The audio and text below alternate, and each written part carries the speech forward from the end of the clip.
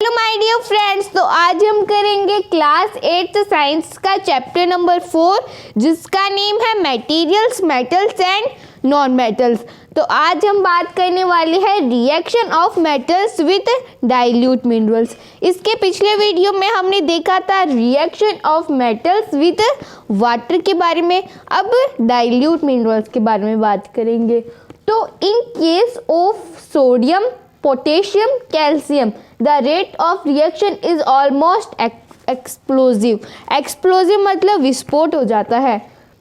अगर हम सोडियम को, पोटेशियम को और कैल्शियम को रिएक्ट करवाते हैं डाइल्यूट मिनरल्स के साथ में, किसके साथ में? डाइल्यूट मिनरल्स के साथ में अगर हम सोडियम, पोटेशियम या फिर कैल्शियम को रिएक्ट करवाते हैं तो आग लग सकती है।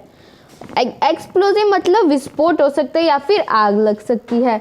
तो Na, सोडियम को अगर हम डाइल्यूट करवाएंगे HCl का मतलब हाइड्रोक्लोरिक एसिड। Na, सोडियम क्या है? बेस को अगर हम किसके साथ में रिएक्ट करवाएंगे? एसिड के साथ में। Dilute HCl, dilute hydrochloric acid के साथ में, तो सॉल्ट प्लस वाटर बनेगा। NaCl क्या है? सॉल्ट प्लस H2 क्या है? गैस है। ये H2 गैस है, सॉरी यहाँ पे वाटर नहीं आएगा, H2 गैस है, हाइड्रोजन गैस। तो अगर हम सोडियम को डाइल्यूट करवाएंगे हाइड्रोक्लोरिक एसिड के साथ में तो वाटर प्लस H2 गैस बनेगा। फिर in case of magnesium and aluminium the reaction is vigorous. अगर हम रिएक्ट करवाएंगे डाइल्यूट मिनरल्स को मैग्नीशियम या फिर एल्यूमिनियम के साथ में तो वो रिएक्ट करेगा वाइग्रस, मतलब वो ज़्यादा रिएक्ट करेगा, एक्सप्लोजिव से थोड़ा कम। वो रिएक्ट करेगा एक्सप्लोजिव से थोड़ा कम, वो वाइग्रस रिएक्ट करेगा। तो जैसे मैग्नीशियम है, अगर हम मैग्नीशियम को डाइल्यूट हाइड्रोक्लोरिक एसिड के साथ में रिएक्ट करवाएंगे तो magnesium chloride plus H2 gas बनेगा, हाइड्रोजन गैस। किसको? अगर मैग्नीशियम को डाइल्यूट हाइड्रोक्लोरिक अगर हम मैग्नीशियम को डाइल्यूट करवाएंगे HCl के साथ में तो क्या बनेगा? Magnesium chloride plus H2। तो हमने 2 केसेस के बारे में पढ़ लिया, एक तो सोडियम, पोटेशियम और कैल्शियम के बारे में और मैग्नीशियम और एल्यूमिनियम के बारे में। अब हम आगे बात करेंगे। अब हम बात करेंगे थर्ड पॉइंट को। इन case of zinc and iron the reaction is moderate. अगर हम जिंक के साथ में और आयरन के साथ में रिएक्ट करवाते हैं डाइल्यूट मिनरल्स को तो मॉडरेट रहता है, ना तो आग लगती है और ना ही रिएक्शन कम रहता है। तो आयरन को अगर हम हाइड्रोक्लोरिक एसिड के साथ में डाइल्यूट करवाएंगे तो क्या होगा? FeCl2 प्लस H2 गैस बनेगी। आयरन को अगर हम हाइड्रोक्लोरिक एसिड के साथ में डाइल्यूट कराएंगे तो FeCl2 प्लस हाइड्रोजन गैस बनेगी। तो हमने देख लिया reaction of metals with dilute minerals के साथ में। अब हम देखेंगे reaction of metals with alkalis. अब हम बात करेंगे reaction of metals with alkali. Alkali का मतलब बेस। तो अगर हम मेटल्स का रिएक्शन करवाएंगे बेस के साथ में तो क्या होगा? देखो ये क्या है? एल्यूमिनियम। अगर हम एल्यूमिनियम का सोडियम हाइड्रोक्साइड, NaOH का मतलब सोडियम हाइड्रोक्साइड के साथ में H2O मतलब हाइड्रोजन। तो अगर हम aluminium plus sodium hydroxide plus H2O को रिएक्ट करवाएंगे तो क्या बनेगा? ALO। ये तो क्या है? Sodium, Al aluminium, O2 oxide. तो इसका मतलब क्या होता है? सोडियम एल्यूमिनेट प्लस H2 एक गैस है। तो अगर हम Al plus NaOH plus H2 का रिएक्शन करवाएंगे तो sodium aluminate plus H2 gas बनेगा, ये जो कि एक बेस है। फिर डिस्प्लेसमेंट रिएक्शन का मतलब क्या होता है? जो मोर रिएक्टिव होता है। जैसे मान लो यहाँ पे कोई मोर रिएक्टिव वाला है, किसी के साथ में कोई मोर रिएक्टिव वाला है तो ये मोर रिएक्टिव है और इधर ये लेस रिएक्टिव है। तो ये मोर रिएक्टिव वाला यहाँ से हटके यहाँ पे आ जाएगा और इसको डिस्प्लेस कर देगा। When a more reactive metal displaces a less reactive metal, जब more reactive metal मतलब जो ज़्यादा रिएक्टिव है वो डिस्प्लेस करता है, मतलब वो उसको अपनी जगह से हटा देता है। किसको? लेस रिएक्टिव मेटल को। जो लेस रिएक्टिव है, लेस रिएक्टिव किस सेंस में? जो हमने हाइड्रोजन देखा था, हमने हमारे पिछले पार्ट्स में देखा था कि जो हाइड्रोजन है इसके ऊपर वाले जितने भी होते हैं और इसके नीचे वाले, हाइड्रोजन को हमने कॉमन लिया था और इसके ऊपर वाले जितने भी होते हैं वो मोर रिएक्टिव होते हैं और हाइड्रोजन के नीचे वाले जितने भी होते हैं वो लेस रिएक्टिव होते हैं। तो हाइड्रोजन को हमने कॉमन लिया था। तो अगर मान लो ये ऊपर वालों में से कोई इस नीचे वाले को हटा देता है तो वो डिस्प्लेसमेंट कहलाता है, डिस्प्लेसमेंट रिएक्शन। तो जब मोर रिएक्टिव मेटल डिस्प्लेस करता है लेस रिएक्टिव मेटल को तो उसे हम डिस्प्लेसमेंट रिएक्शन बोलते हैं। अब कोई किसी एक रिएक्शन को देख लेते हैं। आयरन प्लस Cu का मतलब कॉपर, सल्फर, तो SO का मतलब सल्फर। तो जब आयरन कॉपर सल्फर को, ये जो है ये लेस रिएक्टिव है और आयरन मोर रिएक्टिव, तो ये यहाँ पे क्या करेगा, इस सल्फर को हटा देगा, ये उसको आगे भेज देगा और इस सल्फर की जगह खुद ले लेगा। क्या किया इसने इस कॉपर को तो हटा दिया और यहाँ पे खुद जगह ले ली इसने, इस कॉपर की जगह उस आयरन ने ले ली तो इसको डिस्प्लेस कर दिया उसने। तो यही कहलाता है डिस्प्लेसमेंट रिएक्शन। तो हमने देख लिया reaction of metals with alkali और डिस्प्लेसमेंट रिएक्शन। अब हम आगे बात करेंगे। अब हम बात करते हैं chemical properties of non metals. हम कब से मेटल्स की बात किए जा रहे हैं, अब नॉन मेटल्स की बात करते हैं। तो नॉन मेटल्स की केमिकल प्रॉपर्टीज़ क्या होती है? Reaction with oxygen. अगर हम नॉन मेटल्स को ऑक्सीजन के साथ में रिएक्ट करवाएंगे तो क्या होगा? जैसे ये है सल्फर कोई एक गैस है, अगर हम सल्फर को ऑक्सीजन के साथ में रिएक्ट करवाएंगे तो सल्फर डाइऑक्साइड बनेगा। क्या बनेगा? Sulphur dioxide. अगर हम सल्फर को ऑक्सीजन के साथ में रिएक्ट करवाएंगे तो सल्फर डाइऑक्साइड बनेगा। अगर हम कार्बन को अगर हम कार्बन को ऑक्सीजन के साथ में रिएक्ट करवाएंगे तो कार्बन डाइऑक्साइड बनेगा। फिर रिएक्शन विथ वाटर, अगर हम नॉन मेटल्स को वाटर के साथ में रिएक्ट करवाएंगे तो most of the non metals do not react with water. ज़्यादातर जो भी नॉन मेटल्स होते हैं वो रिएक्ट नहीं करते वाटर के साथ में। फिर रिएक्शन विथ एसिड, तो एसिड के साथ में अगर हम नॉन मेटल्स को रिएक्ट करवाएंगे तब क्या होगा? तो एस का मतलब सल्फर, अगर हम सल्फर को HNO3 का मतलब नाइट्रिक एसिड, तो अगर हम सल्फर को कंसनट्रेटेड नाइट्रिक एसिड के साथ में रिएक्ट करवाएंगे। अब ये कंसनट्रेटेड का मतलब क्या होता है? कंसनट्रेटेड का मतलब जिसमें वाटर की मात्रा कम हो और जो भी एसिड्स होते हैं उनकी मात्रा ज़्यादा हो। और डाइल्यूट का मतलब जिसमें एसिड्स की मात्रा कम हो और वाटर की मात्रा ज़्यादा हो। कंसनट्रेटेड जिसमें वाटर की मात्रा कम हो और एसिड्स की मात्रा ज़्यादा हो। तो अगर हम सल्फर को HNO3 कंसनट्रेटेड नाइट्रिक एसिड के साथ में रिएक्ट करवाएंगे तो सोडियम सल्फर डाइऑक्साइड और नाइट्रोजन डाइऑक्साइड प्लस H2O। अगर हम सल्फर को रिएक्ट करवाएंगे तो sulphur dioxide, nitrogen dioxide plus H2O। अगर हम कार्बन को रिएक्ट करवाएंगे किसके साथ में? नाइट्रिक एसिड के साथ में, कंसनट्रेटेड नाइट्रिक एसिड के साथ में, तो carbon dioxide, nitrogen dioxide plus H2O मतलब वाटर। तो एकदम सिंपल सी डेफिनेशन से सिंपल सा रिएक्शन से नॉन मेटल्स का एसिड के साथ में। तो हमने देख लिया रिएक्शन विथ ऑक्सीजन के साथ में, रिएक्शन विथ वाटर के साथ में और रिएक्शन विथ एसिड्स के साथ में। अब हम आगे बात करेंगे। अब हम देख लेते हैं रिएक्शन विथ बेस, बेस के साथ में रिएक्शन। तो हमने देखा था अगर हम कार्बन को ऑक्सीजन के साथ में रिएक्ट करवाएंगे तो कार्बन डाइऑक्साइड बनेगा। तो इससे हमें क्या पता चलता है कि अगर हम एसिड को रिएक्ट करवाएंगे किसके साथ में, हमने एसिड को रिएक्ट करवाया था नॉन मेटल के साथ में, तो क्या बनेगा, नॉन मेटेलिक ऑक्साइड, मतलब एसिडिक बैक्साइड।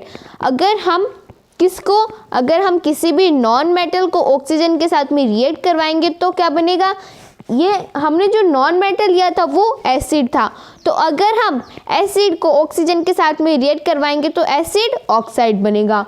तो अगर हम वैसे ही जैसे वो एसिड ऑक्साइड बनता है, तो अगर हम एसिड प्लस बेस करेंगे तो साल्ट प्लस वाटर ही बनेगा।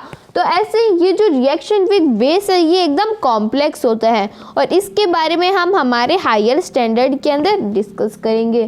फिर डिस्प्लेसमेंट रिएक्शन, हमने पहले जो डिस्प्लेसमेंट रिएक्शन पढ़ा था वो मेटल्स का था, अब हम नॉन मेटल्स की बात कर लेते हैं। तो नॉन मेटल्स के अंदर भी डिस्प्लेसमेंट रिएक्शन होता है। फ्लोरीन, क्लोरीन, ब्रोमियम और आयोडीन। फ्लोरीन मैंने आपसे कहा था कि हमने प्रीवियस पार्ट्स पढ़े थे उसके अंदर मैंने आपसे कहा था कि ये सिंबल्स को अच्छे से याद कर लेना, क्योंकि हम आगे जो पार्ट्स पढ़ेंगे उसके अंदर हमें इनकी ज़रूरत पड़ेगी। तो अब हमें इनकी कितनी ज़रूरत पड़ रही है तो हमें उन्हें याद कर लेना चाहिए। तो फ्लोरीन, क्लोरीन, ब्रोमियम या फिर आयोडीन, तो ये आयोडीन है। फ्लोरीन इज़ मोस्ट रिएक्टिव, ये जो क्वेश्चन है फ्लोरीन या फिर आयोडीन का ये बहुत पूछे जाते हैं कॉम्पिटिटिव एग्जाम्स के अंदर। तो फ्लोरीन इज़ मोस्ट रिएक्टिव, जो फ्लोरीन है वो सबसे ज़्यादा रिएक्टिव है नॉन मेटल्स के अंदर। तो fluorine is most reactive, iodine is less reactive. तो ये दो लाइन हमें याद रखनी है। अगर हम पोटेशियम ब्रोमाइड को क्लोरीन के साथ में रिएक्ट करवाएंगे, किसको, पोटेशियम ब्रोमाइड को अगर हम क्लोरीन के साथ में रिएक्ट करवाएंगे तो क्लोरीन जो है वो ज़्यादा रिएक्टिव है, तो क्लोरीन इस ब्रोमाइड को शिफ्ट कर देगा। तो इसने ब्रोमाइड को तो उधर शिफ्ट कर दिया और क्लोरीन ने खुद ब्रोमाइड की जगह ले ली, तो यहाँ पे क्लोराइड बन गया, तो पोटेशियम क्लोराइड बन गया। ऐसे ही अगर यहाँ पे पोटेशियम आयोडीन होता, ये क्लोरीन क्या करता है, ये उस आयोडीन को शिफ्ट कर देता और खुद आयोडीन की जगह ले लेता, तो बन जाता पोटेशियम क्लोराइड प्लस आयोडीन। तो हमने बात कर ली reaction with base, displacement reaction, और हमने chemical properties of non metals की भी बात कर ली। हमने पहले केमिकल प्रॉपर्टीज़ ऑफ मेटल्स की बात की थी और हमने अब chemical properties of non metals की भी बात कर ली। अब हम यूजेस देखेंगे मेटल्स के और नॉन मेटल्स के। तो अब हम बात कर लेते हैं यूजेस ऑफ मेटल्स। मेटल्स के कौन कौन से यूजेस होते हैं। तो पहले है कॉपर और एल्यूमिनियम। कॉपर और एल्यूमिनियम का तो हम सभी को पता है। एल्यूमिनियम का यूज़ किया जाता है हम जो भी बर्तन यूज़ करते हैं खाने के लिए, या फिर हम जो भी बर्तन यूज़ करते हैं वो एल्यूमिनियम के ही बने होते हैं। तो मेकिंग इलेक्ट्रिक वायर्स, तो हमारे जो भी वायर्स होते हैं उनके अंदर जो भी छोटे छोटे वो वायर्स लगे रहते हैं। जैसे मान लो ये कोई वायर है, इसके अंदर ऐसे छोटे छोटे और वायर्स होते हैं, तो वो किससे मिलके बने हुए होते हैं, वो कॉपर से मिलके बनते हैं। और कुकिंग वेसल्स, हम एल्यूमिनियम का यूज़ करते हैं कुकिंग, खाने के कोई भी बर्तन बनाने के लिए। फिर bronze, brass, duralumin, making articles to day use, हम जो भी आर्टिकल्स यूज़ करते हैं हमारे डे टू डे लाइफ के अंदर वो किससे मिलके बने होते हैं, वो ब्रॉन्ज, ब्रास और ड्यूरेलियम से मिलके बने होते हैं। तो ब्रॉन्ज जो मेडल बनता है, ब्रॉन्ज मेडल, और ब्रास से हमारे जो भी बर्तन होते हैं वो बनते हैं। ड्यूरेलियम से जो भी सजावट का सामान होता है वो बनता है। आयरन एंड स्टील, आयरन से तो ये जो हमारी खिड़की वगैरह, स्कूटी, मोटरसाइकिल, कार वगैरह ये सभी जो होते हैं वो आयरन से मिलके ही बनी होती हैं। मेकिंग मशीनरी बनाने के लिए आयरन का यूज़ किया जाता है। ऑटोमोबाइल्स बनाने के लिए आयरन का या फिर स्टील का यूज़ किया जाता है। और ऑटोमोबाइल्स इंजन्स बनाने के लिए ऑटोमोबाइल्स की जो इंजन्स होती है उसे बनाने के लिए एल्यूमिनियम का यूज़ किया जाता है। किसका यूज़ किया जाता है? एल्यूमिनियम का। तो एल्यूमिनियम का यूज़ किया जाता है और जो भी एरोप्लेन्स होती है वो भी एल्यूमिनियम से ही बनती है। तो हमने एक मेटल्स का यूज़ तो पढ़ते पढ़ते ही देख लिया। ऑटोमोबाइल्स का यूज़ किया जाता है आयरन एंड स्टील बनाने के लिए और एल्यूमिनियम का यूज़ किया जाता है ऑटोमोबाइल्स की इंजन्स बनाने के लिए और एरोप्लेन्स बनाने के लिए। और जो ट्रेन्स बनती है वो या तो आयरन से या फिर स्टील से मिलके बनती है। बॉयलर्स, जो भी बॉयलर्स होते हैं वो आयरन या स्टील से। ब्रिजेस एंड बिल्डिंग्स, जो बड़ी बड़ी बिल्डिंग्स होती है उसके अंदर भी आयरन का यूज़ किया जाता है। तो ये सब यूजेस है आयरन और स्टील के। फिर स्टेनलेस स्टील, स्टेनलेस स्टील कहाँ पे यूज़ किया जाता है? Making cooking vessels and surgical instruments. जो भी खाने का सामान होता है वो आयरन से मिलके बना होता है, ब्रास से मिलके बना होता है, स्टेनलेस स्टील से मिलके बना होता है, कॉपर का या फिर एल्यूमिनियम का भी बना होता है। तो हमारे खाने के जो भी बर्तन होते हैं वो कितनी चीज़ों से मिलके बने होते हैं। और सर्जिकल इंस्ट्रूमेंट्स, सर्जिकल इंस्ट्रूमेंट्स मतलब जो भी डॉक्टर्स होते हैं वो यूज़ करते हैं किसका? स्टेनलेस स्टील का। जो डॉक्टर्स के पास जो भी लोहे का सामान होता है, जो भी आयरन का सामान होता है तो वो किससे? स्टेनलेस स्टील से मिलके बना होता है, क्योंकि स्टेनलेस स्टील के अंदर जंग नहीं लगती। आयरन का नहीं बना होता, वो स्टेनलेस स्टील का बना होता है, क्योंकि स्टेनलेस स्टील के अंदर जंग नहीं लगती। तो जब जंग नहीं लगती तो अगर वो हम डॉक्टर के पास जाते हैं तो वो हमारे पेट के अंदर जो जंग है वो ना जाए, इसलिए डॉक्टर स्टेनलेस स्टील का यूज़ करते हैं। तो हमने 4 या फिर एक हमने एल्यूमिनियम भी पढ़ा है। तो हमने 5 मेटल्स की बात कर ली। अब हम आगे बात करेंगे। अब हम आगे बात कर लेते हैं कि आगे कौन कौन से मेटल्स हैं। तो पहले है सोडियम। हम सोडियम का यूज़ करते हैं न्यूक्लियर रिएक्टर्स बनाने के लिए, क्योंकि सोडियम जो होता है वो मोर रिएक्टिव होता है। फिर टिन का हमारे जो भी पैकेजिंग के कंटेनर्स होते हैं उनके ऊपर कोटिंग करने के काम आता है। मर्क्यूरी का थर्मोमीटर के अंदर यूज़ किया जाता है। कहाँ पे? थर्मोमीटर के अंदर। और स्टील का यूज़ किया जाता है वेपन्स बनाने के लिए, शिप्स, टैंक्स और गन्स, ये सभी बनाने के लिए यूज़ किया जाता है स्टील का। अब गोल्ड और सिल्वर का ऑर्नामेंट्स मतलब गहने बनाने के लिए यूज़ किया जाता है। तो सोडियम का न्यूक्लियर रिएक्टर्स, टिन का जो हमारे पैकेजिंग के कंटेनर्स होते हैं उनके बाहर कोटिंग करने के लिए, मर्क्यूरी का थर्मोमीटर बनाने के लिए, और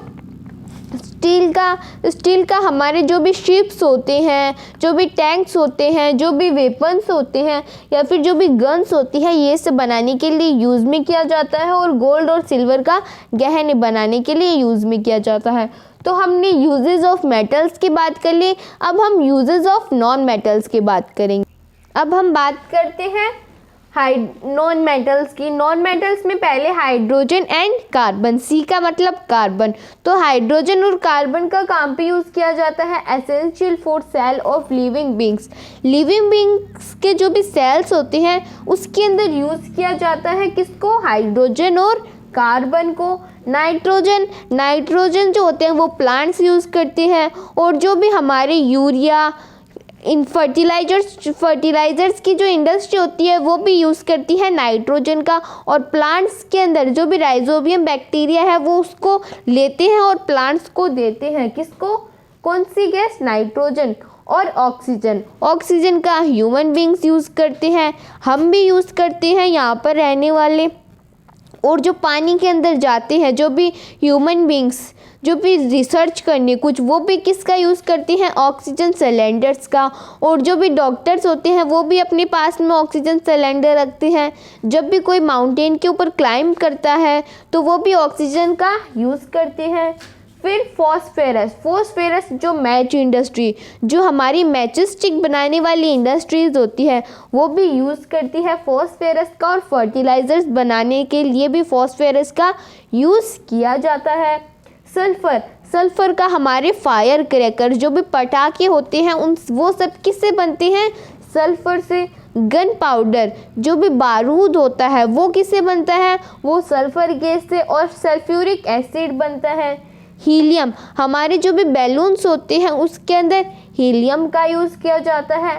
आर्गन का इलेक्ट्रिक लाइट के अंदर यूज़ किया जाता है। तो इसी के साथ हमारा क्लास 8th साइंस का chapter number 4 materials, metals and non metals complete होता है। If anybody have any type of doubt, any type of query, then the comment section is waiting for you. Thank you.